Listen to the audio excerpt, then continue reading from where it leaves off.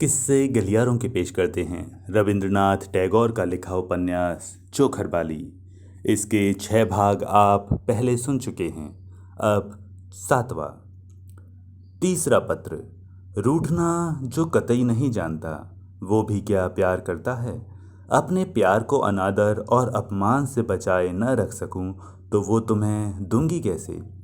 शायद तुम्हारे मन को ठीक ठाक समझ नहीं पाई हूँ, तभी इतनी हिम्मत कर सकी हूँ। तुम छोड़ गए तो भी मैंने ही बढ़कर चिट्ठी लिखी।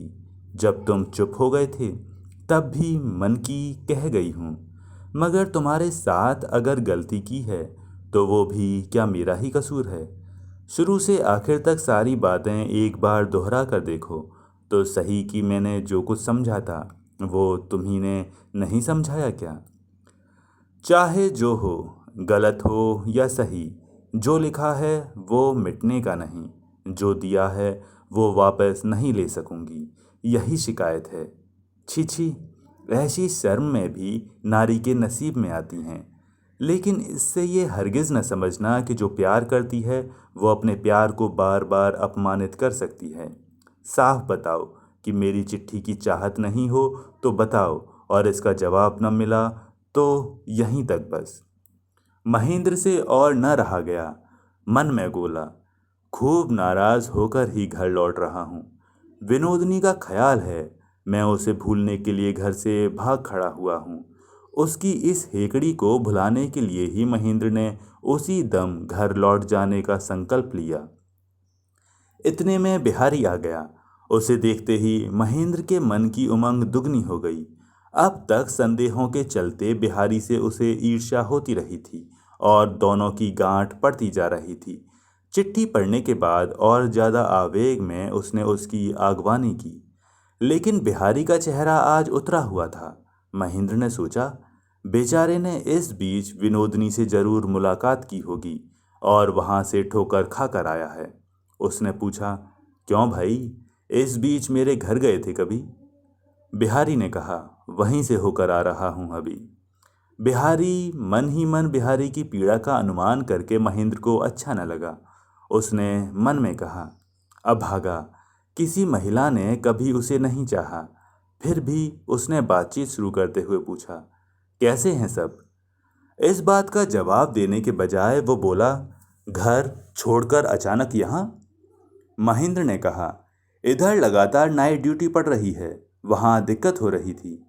बिहारी बोला, नाइट ड्यूटी तो इसके पहले भी पड़ी है, मगर घर छोड़ते तो नहीं देखा कभी। महेंद्र ने हंसकर कहा, क्यों, कोई शक हो रहा है। बिहारी बोला, मजाक न करो, तुम्हें कहीं नहीं रहना है, चलो इसी वक्त घर चलो। घर जाने को तो वो तैयार ही बैठा था, मगर बिहारी ने आग्रह किया तो वो मना कर गया। गोया घर जाने की उसे जरा भी इच्छा नहीं। बोला, पागल हुए हो, मेरे 1 साल पर पानी फिर जाएगा। बिहारी ने कहा, देखो महेंद्र भैया, मैं तुम्हें तब से देखता आया हूँ जब तुम छोटे से थे। मुझे फुसलाने की कोशिश न करो, तुम जुल्म कर रहे हो। महेंद्र, जुल्म कर रहा हूँ, किस पर जज साहब।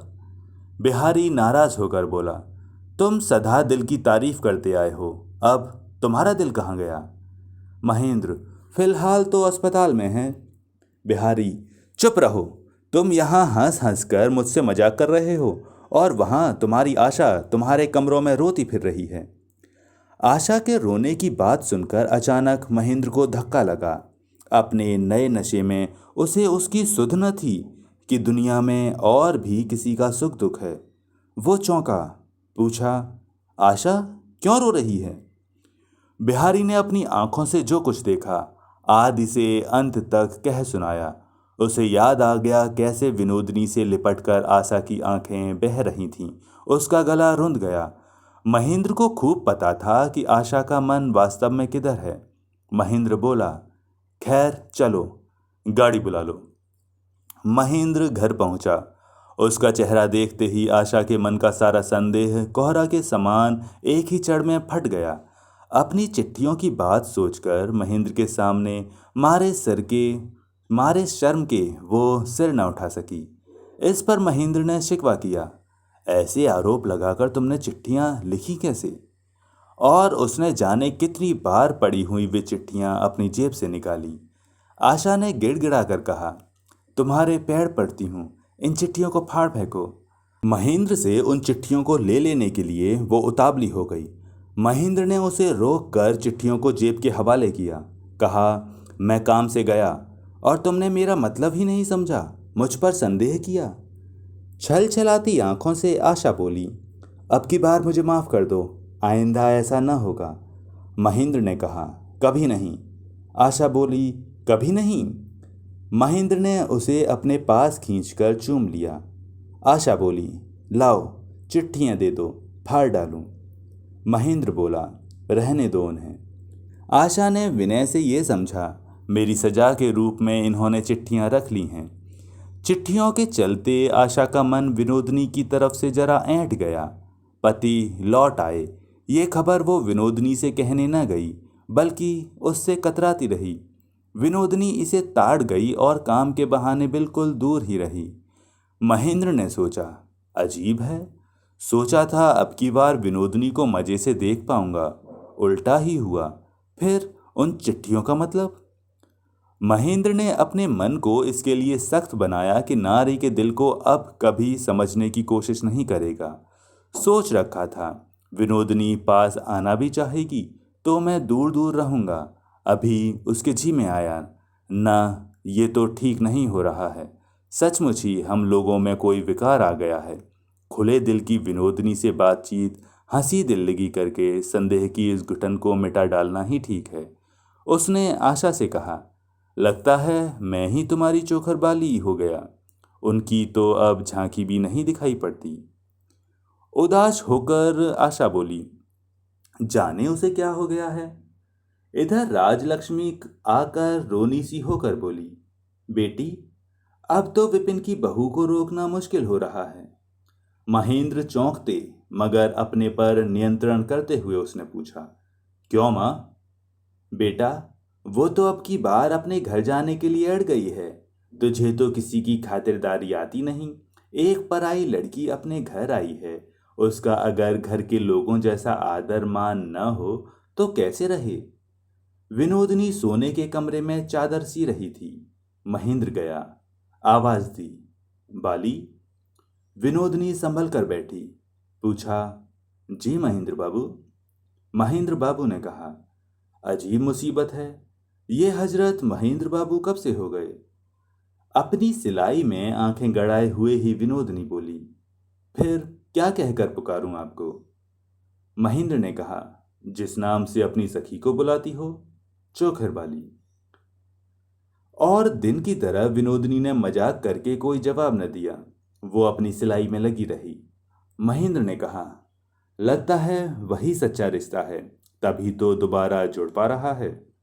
विनोदनी जरा रुकी, सिलाई के किनारों से बढ़ रहे धागे के छोर को दांतों से काटती हुई बोली, मुझे क्या पता, आप जाने। और दूसरे जवाबों को टाल कर गंभीरता से पूछ बैठी, कॉलेज से एकाएक कैसे लौट आए। महेंद्र बोला, केवल लाश की चीड़फाड़ से कब तक चलेगा। विनोदनी ने फिर दांत से सूत काटा और उसी तरह सिर झुकाए बोली, तो अब जीवन की जरूरत है। महेंद्र ने सोचा था आज विनोदनी से बड़े सहज ढंग से हंसी मजाक करूंगा, लेकिन बोझ इतना हो गया कि लाख कोशिश करके भी हल्का जवाब जुबान पर न आ सका। विनोदनी आज कैसी दूरी रखकर चल रही है, ये देखकर महेंद्र उद्वेलित हो गया। इच्छा होने लगी एक झटके से इस रुकावट को मटियामेट कर दे। उसने विनोदनी की काटी हुई वाक्य चिकोटी का कोई जवाब न दिया।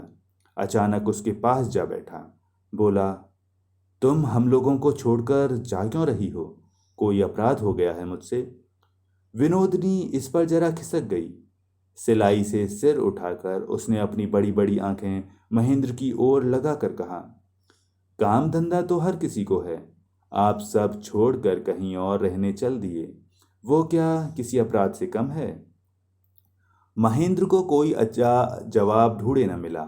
जरा देर चुप रहकर पूछा, ऐसा क्या काम पड़ा है कि गए बिना होगा ही नहीं। बड़ी सावधानी से सुई में धागा डालती हुई वो बोली, काम है या नहीं ये मैं ही जानती हूँ।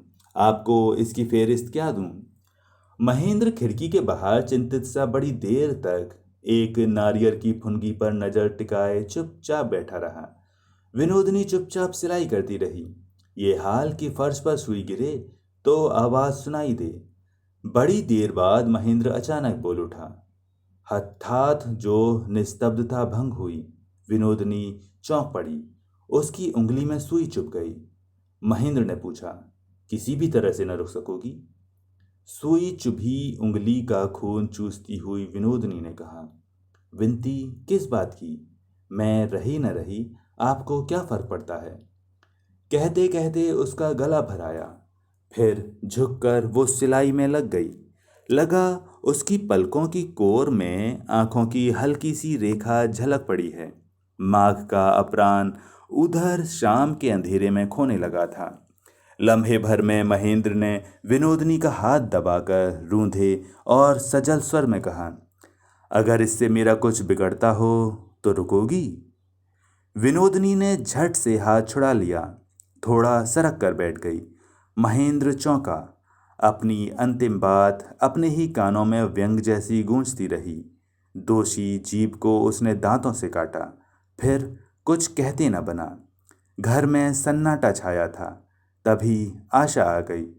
विनोदनी झट कह उठी, खैर, तुम लोगों ने जब मेरी अकड़ इतनी बढ़ा रखी है तो मेरा भी फर्ज है कि तुम लोगों की एक बात मान लूं।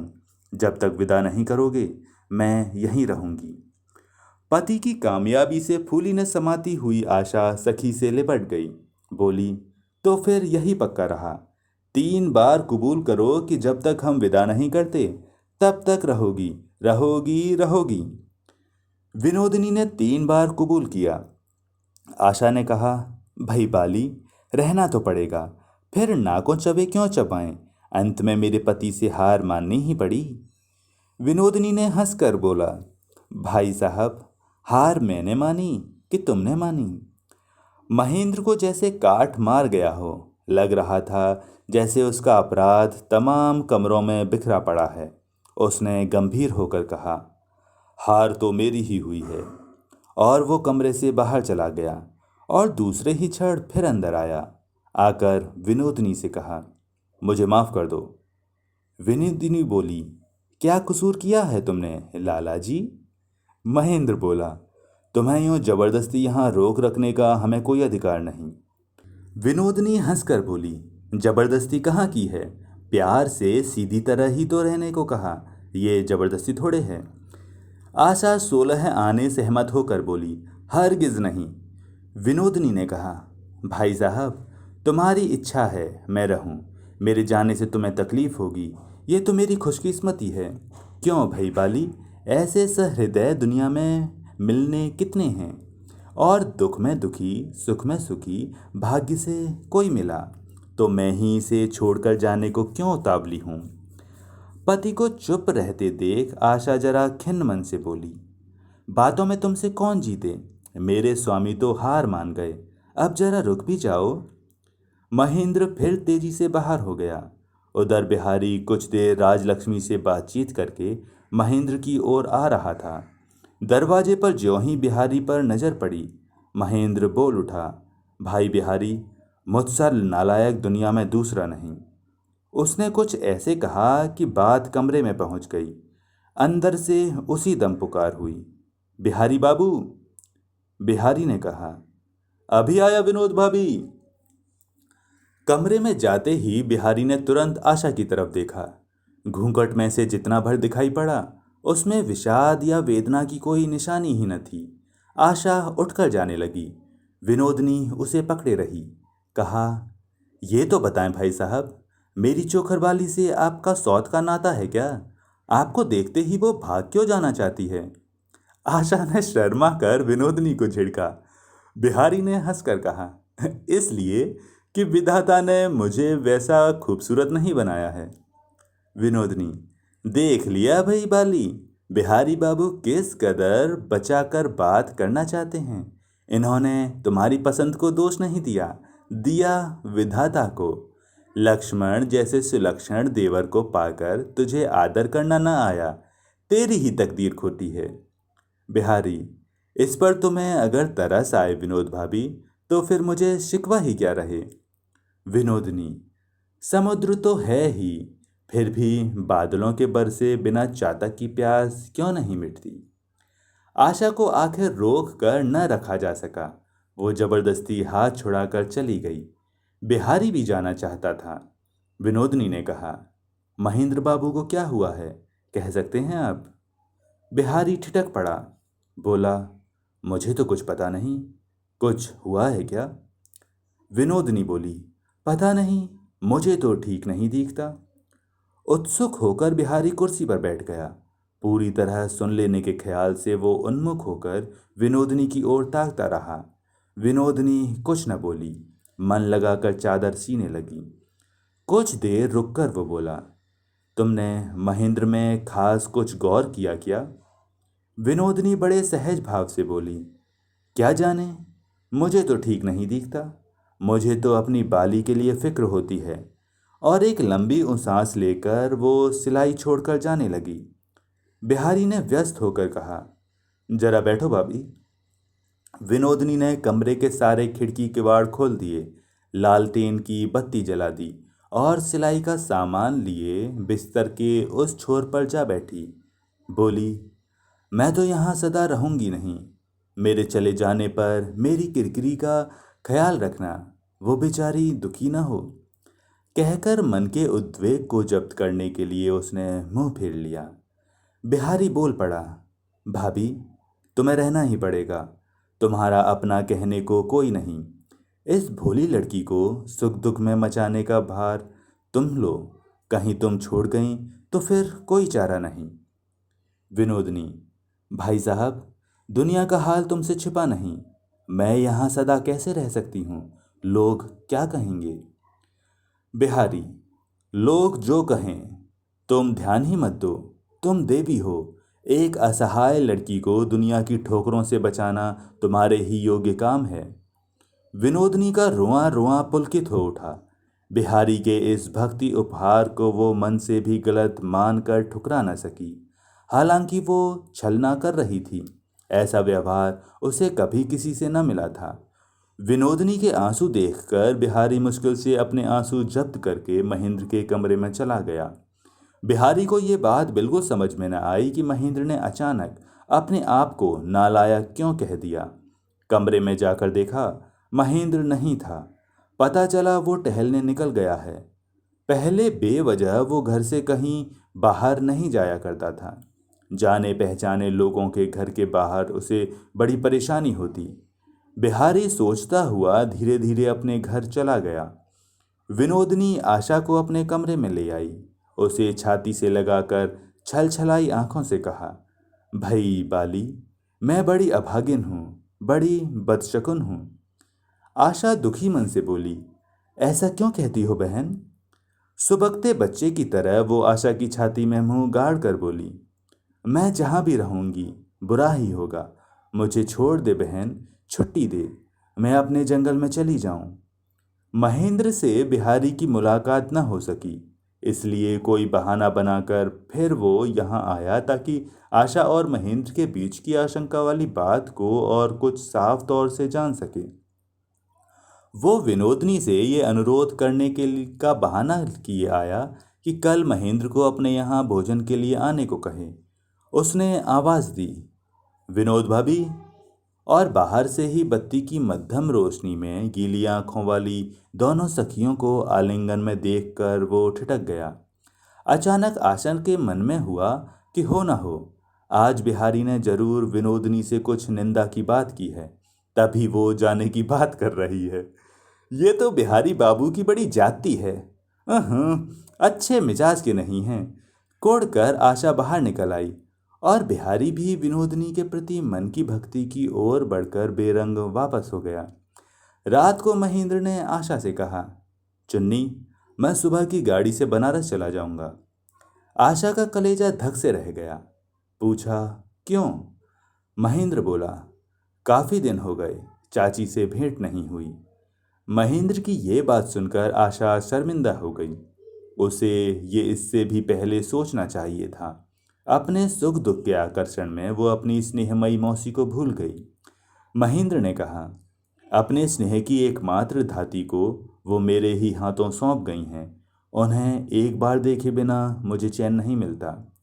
कहते कहते महेंद्र का गला भर आया। स्नेह भरे मौन आशीर्वाद और अव्यक्त मंगल कामना से वो बार बार अपना दायां हाथ आशा के माथे पर फेरने लगा।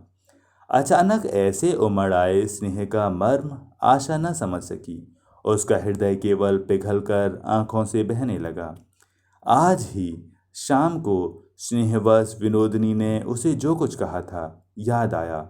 इन दोनों में कहीं योग भी है या नहीं, वो समझ न सकी।